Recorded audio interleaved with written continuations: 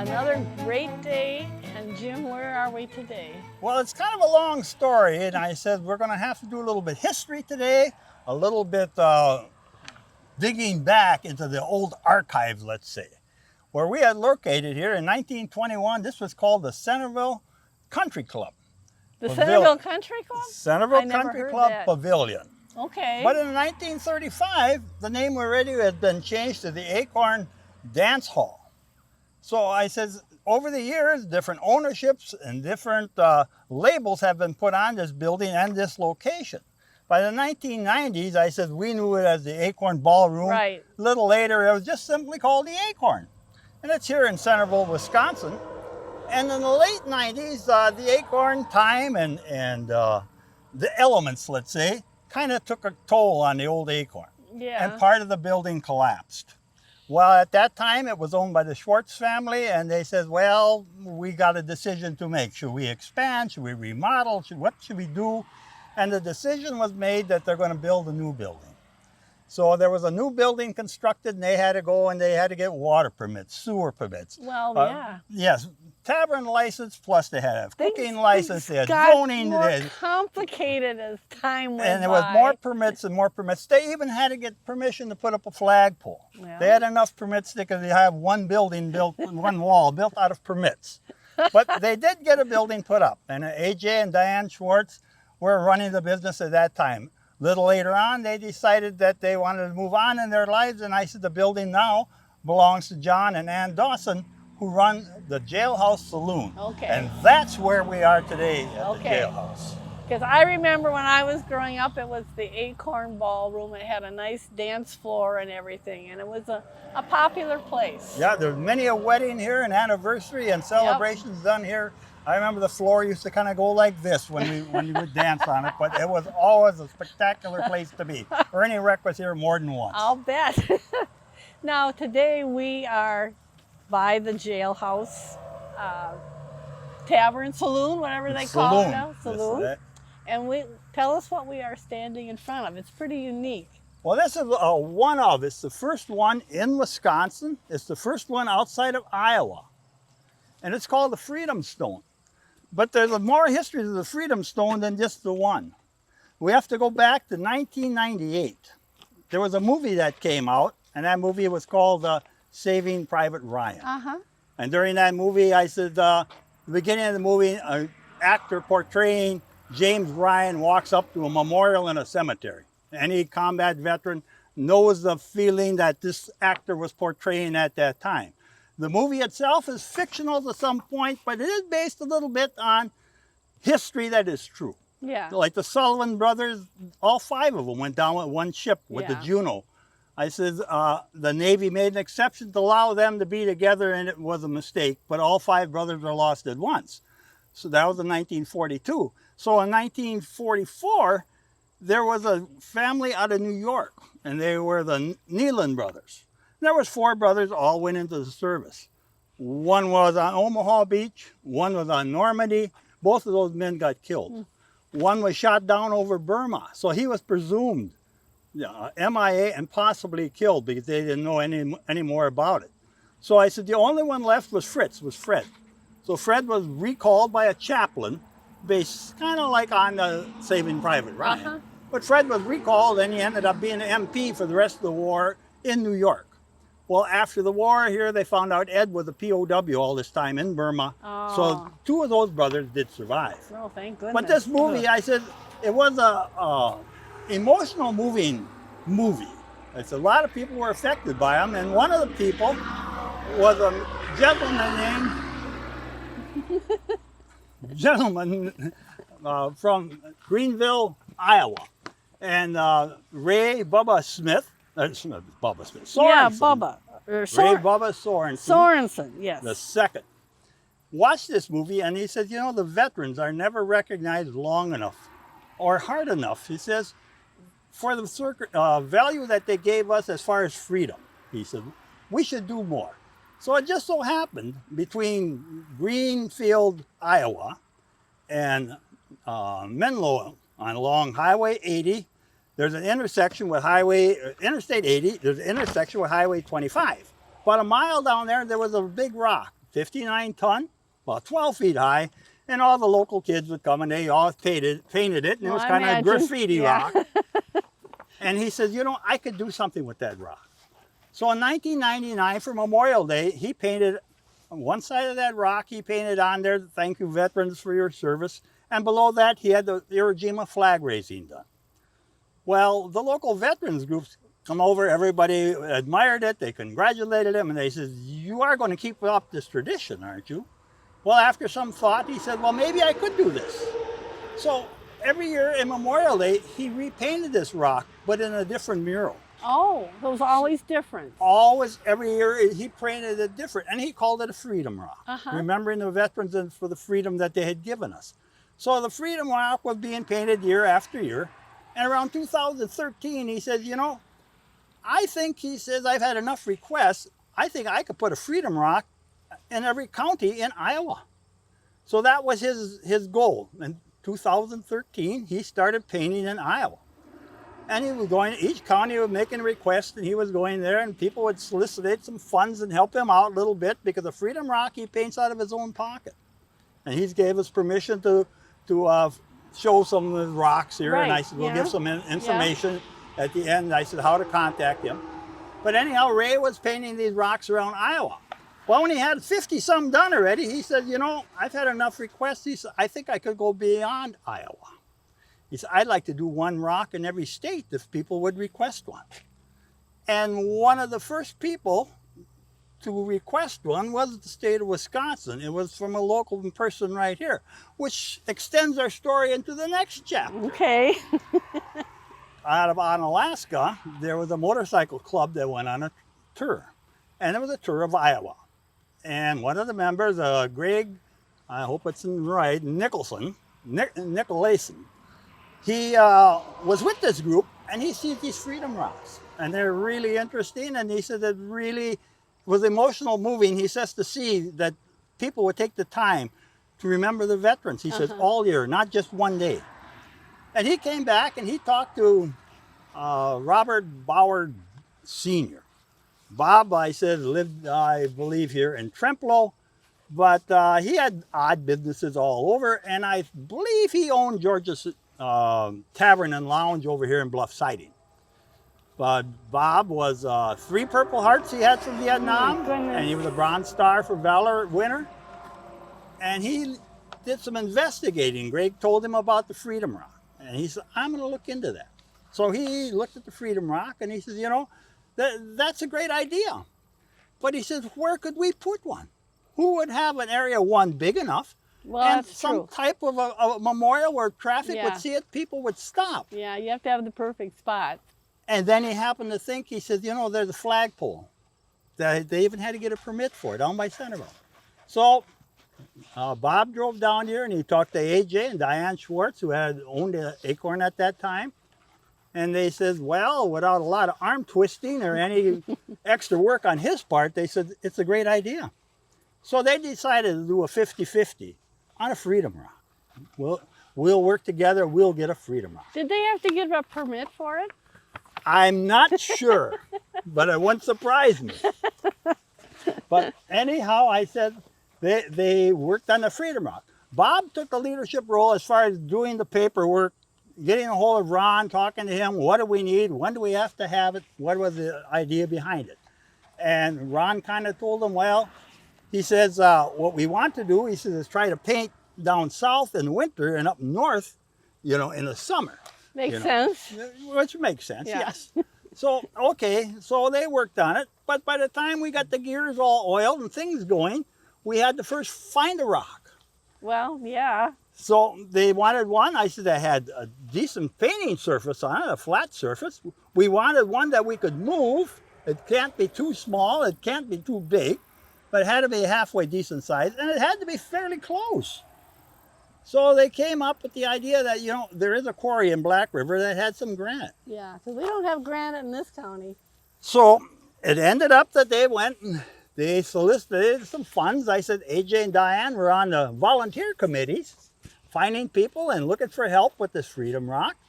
And Able Excavating out of Ettrick supplied a trailer. And they got together up there in Black River. They loaded this stone and That's carefully tied amazing. it down, transported it over here, unloaded, got its volunteers here to help straighten it up.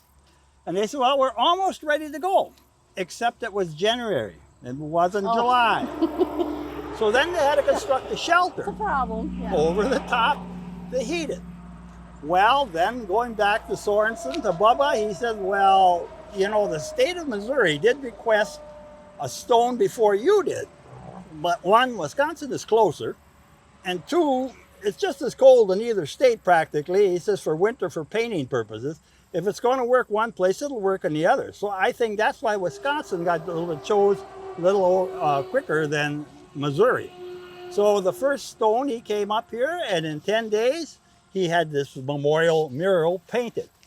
Now, it's the first one, like I said, out of Iowa, because Iowa had the list of them, and a few other states have some. I believe you got a number of other states. I have a list right here of what, a list of the completed Freedom Rocks. So there's 100 in Iowa. So that must mean that 99 counties. So one county must have two. I believe there was an extra stone done, I think, for the Lions Club or something like that, you know, there. Because the original Freedom Rock is there, and all the rest are kind of like figured as satellite stones. And one in Wisconsin, that's this one. This is the only right one, here. yes. There's 4 in Missouri. There's 9 in Minnesota. There's 1 in Washington State, correct? 1 in North Dakota, 4 in Nebraska, 1 in Illinois, 1 in Texas, and 1 in Oklahoma. So, well, like I said, he's went out of his way, I says, to paint these. I says, he's got his own business. I says, Sorensen helps, 1, he says, promote tourism, 2, to honor the veterans, and remember the freedoms that we have. You know, and 3, bring a little extra income for his families. yeah. But I says he has an art history on him, and this stone depicts local veterans. Well, they're all from Wisconsin, right? Yeah. All from Wisconsin. So if we walk around here, we get a look at it because it's painted on all 4 sides. And this side is, of course, the Wisconsin state seal, right? Yes, this is sealed 1848. Yep. When they decided us Badgers should have a state. Yeah, they didn't put a, well, yeah, there is a badger right here. See? There is a badger. And then on the other 2 sides, altogether, there are what, 6 people that are memorialized? There's 6 veterans on here, noted for their gallantry. Yeah. Like Ray says, he said, we do not want to put like all branches, 5 branches of service on every stone because they'll all be redundant, be one like the other. That's why they had to sit down and select which veterans they wanted to depict. That would have been tough. And there is a brass plaque here that tells us a little bit about 2016. About the members that are on here. And I think Nancy knows a little bit history about one of these particular men, and I believe it's this one on the end here. I can start out with this guy because I know his story pretty well. And this is Charles Whittlesley, and the only reason is because I'm kind of a World War I buff because I had 3 great uncles in the war. But anyway, how many people have heard of the Lost Battalion? Now, yes, I've heard of them. I said they got cut off from their main unit after they captured their objective. This was World War I, and this was Major Charles Whittlesley. And he had been born in Florence, Wisconsin, which is way up there. He was almost a Yooper. But he joined up and went in the Army right after the United States declared war on Germany in 1917. Like a month later, he enlisted and went in as a major. And this was in 1918, and he was leading his battalion.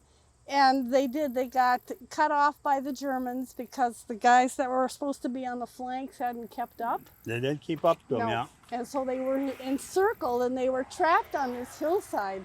2 years ago, my son and I went over to France on a tour, and we did see what they call the pocket. That was the hillside where Whittlesley and his men were surrounded. They were surrounded, yeah. The Germans were way up above them. It's a really steep hillside. It's unbelievable how steep it is.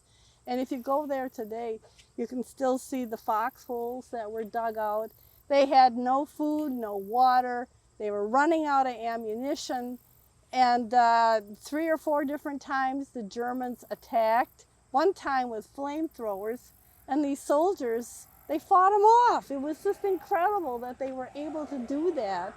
They had, I think it was about 500 men, and by the time they were finally found and located by the American troops and were more or less saved, only 194 were able to walk out On of their there. own, yeah. They had like over 109 casualties and 93 people that were killed. It was really bad, but they were real heroes. And they said that Whittlesey, he was always so calm and supportive, and they probably couldn't have held out as long as they did if it hadn't been for him. Well, he became a real hero, and after the war, he had a lot of speaking engagements, and he was, you know, really popularized. But the thing was, he had really bad PT. Post-traumatic stress, yeah. And back then, they didn't understand that. They had called it shell shock or whatever. Yeah, 1,000-yard stairs, Yep. shell shock. Yep, and if you had that, it was just tough. Yep, that was just part of life. And finally, he just couldn't hold it together anymore. He was a very quiet man. He was a lawyer. He was on a ship that was going towards Cuba, and one night he just slipped over the side, and that was it. But he just could not handle it anymore. It was very sad, but he was a very brave man, and it's really nice to see him memorialized here. Well, like I said, there's 6 men on this stone. I Yeah. said everyone is remembered. I said right next to him, I says, is Ryan Gersbach. This fella right here, Yes. right? Okay. Private First Class, United States Marine Corps.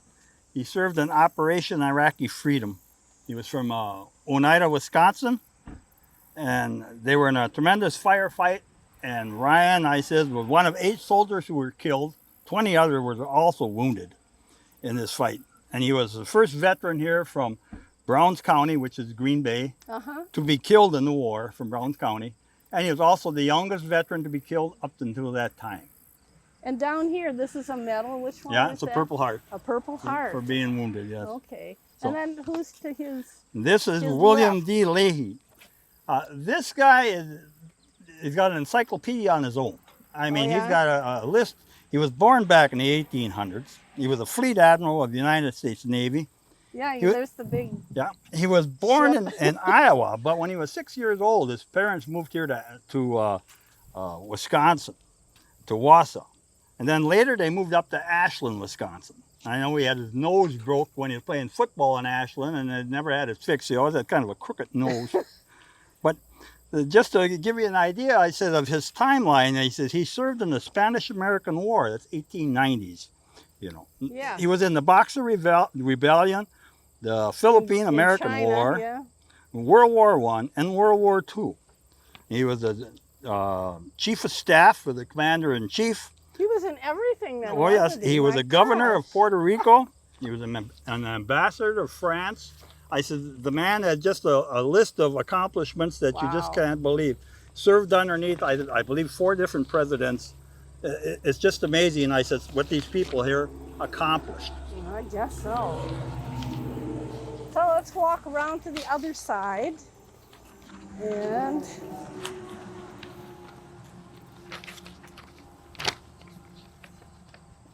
you want to start with Mr. Bong? Well, as soon as I get my paper undone here, I'm stuck. Now, this man is, This is Major Richard Bong. and I bet a lot of people have heard of him. He's from Wisconsin also, I says. He was from way up north, wasn't Well, he? he was in the Air Force, and he served in World War II, and he's from Superior, Wisconsin.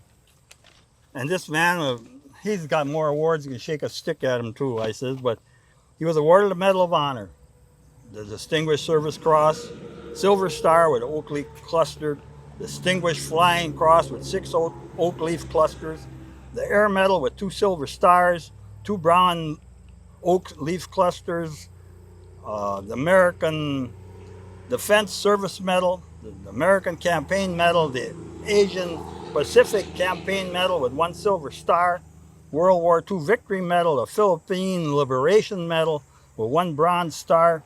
As a fighter pilot, he shot down over 40 enemy planes himself.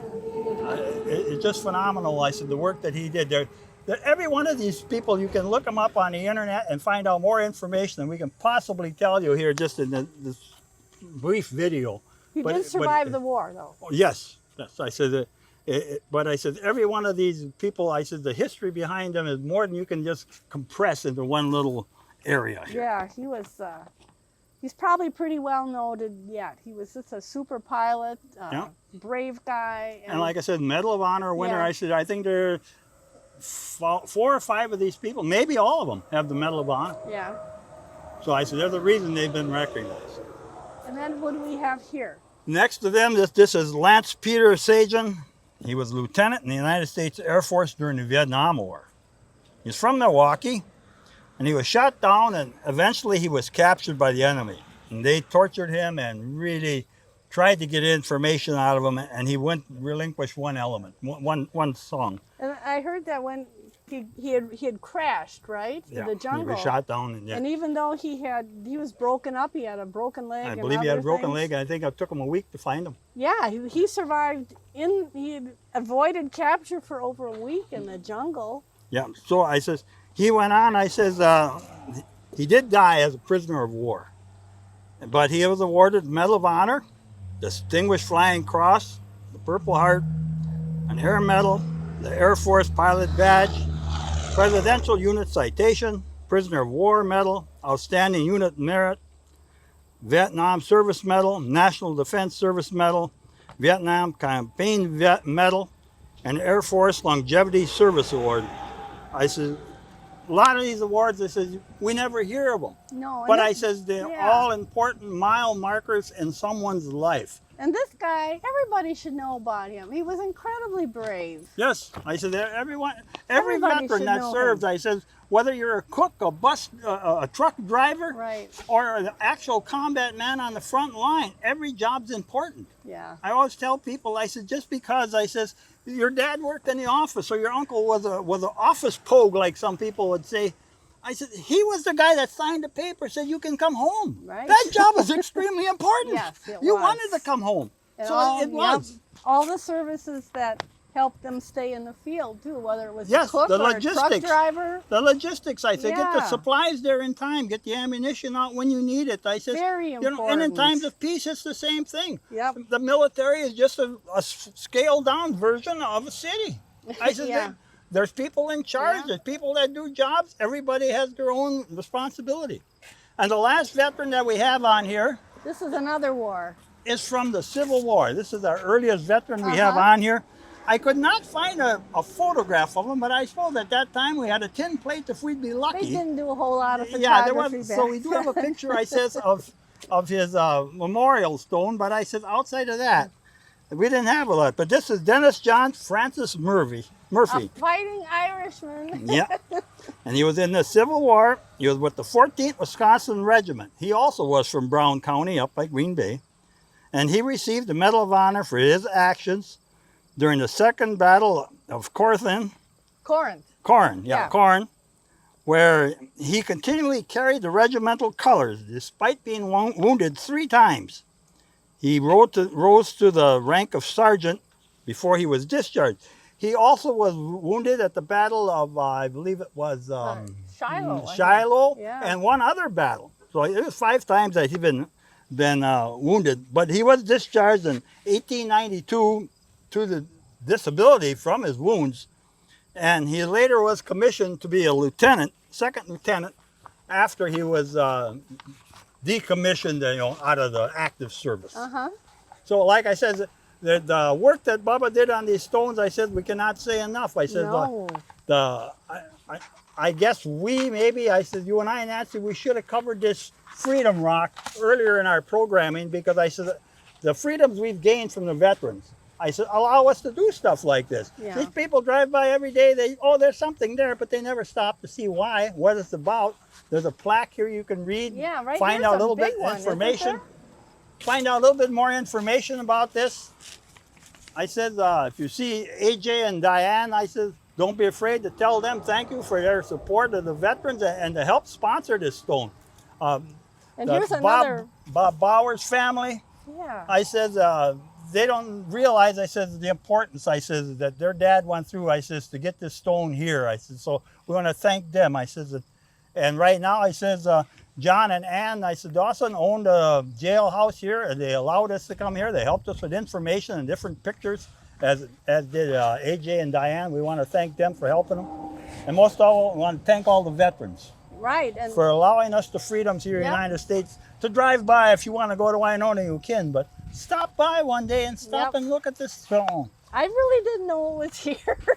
It's never. And if we ever get arrested by the jurisdiction police, I wouldn't mind stopping here. The service is good, and there's pretty friendly people at the jail. So Yeah, it is. We're okay at the jailhouse here. But this is beautifully set up. Now, you said that at some point he was probably going to come and retouch this rock in places? He usually doesn't. No? He usually doesn't. If you call him and talk to him, maybe he could schedule something, but usually that's your responsibility once the stone is completed. Okay. The only one that he redoes is the memorial stone down in Iowa, and the original Freedom Rock, and every year has a new scene on it. There even are veterans painted in that stone. Oh. Because they came there one time when he was painting, and they were going to leave a few ashes by the stone. He said, don't be by the stone, be part of the stone. And they put it in the paint, and he painted the veterans' ashes right into this memorial. And I believe there's 6 or 7 men that have been added into that stone. That's really neat. And, you know, this is beautifully done, and it's in really good shape. I guess it's only the side that's facing the southeast that maybe had a couple little chips, but otherwise it's beautiful. I said the paint that he uses must really be extraordinary paint that it holds up to the weather. I mean, this thing has been outside now, what, 10 years? Right. I mean, it's a long time to be here for people not to realize this Freedom Stone is standing right here, this Freedom Rock. And that's definitely granite, isn't it? It's no soft stuff, I can tell you that, that's for sure. I said. Beautifully done. Well, with that, I think, Nancy, I said maybe we'll have to call this one a completed deal and try again next time on a different project. And we want to encourage people to stop by and look at it, or I'm going to put some information here if you want to donate to the project. You betcha. You can, or if you're interested in getting a Freedom Stone in your own town or county, I says talk to Ray. She'll put up the sites here. Who to contact, how to get a hold of them. Like I said, we've got some pictures. Ray gave us permission that we can add some of the examples of some of the memorials. The next closest memorial to this one is in Casson, Minnesota. It's about 70 miles away toward Mankato. So I says, it's really rare to have one, and I said, we're glad we've got one right here in Trempealeau County. That's right. It's unique. So it's beautifully done, and we want to thank the veterans.